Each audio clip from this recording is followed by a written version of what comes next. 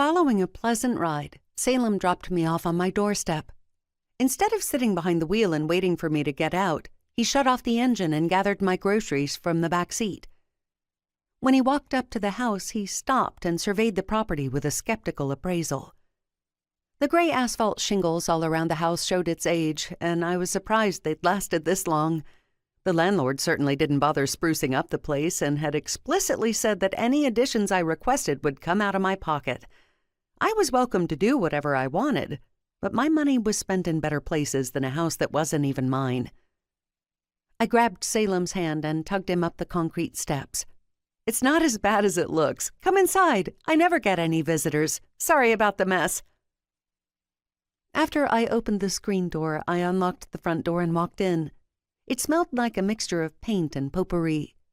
The living room only had one window, which overlooked the front yard, so I pulled the curtain back to let in the light. My creations covered the walls, each piece hanging from a hook to keep it protected until it found a new home. The heavy-duty workbench on the left held my cutting tools, and I used the floor when drawing larger designs. "You made these?" He admired a cardinal sitting in holly leaves. "Every last one. If you see anything that catches your eye, let me know." I kicked off my shoes, peeled off my socks, and padded through the entryway to the kitchen straight ahead. I had enough room in there for a small table and a washer. My clothes hung on a line outside to dry. "What's your poison?" I called out. "Water's fine." I wasn't about to serve this man tap water. Leaning in the fridge, I assessed the drink situation. Let's see, there's pineapple juice, tea, and almond milk. I straightened up and turned as he set the thermal bag on the round table. "Oh, and there's orange juice in the bag. What'll it be?"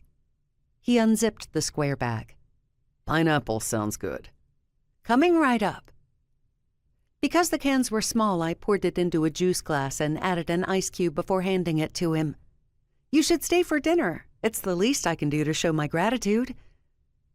Why am I so eager to keep him around? Then I realized it was loneliness. The long hours working at home, the lack of friends, the quiet isolation of living in a rural town. Granted, it was a relatively short walk to Juniper Road, but I hadn't realized how much I craved friendship until Salem was standing in my kitchen, unloading my groceries on the table. I made friendly conversation in public spaces, but people around here always had their guard up. "Did you design that window?" he asked. I glanced at the sink window, which had a green border and orange flowers. The 9 panes in the center were clear so it wouldn't obstruct the view. "You like it?" "It's incredible."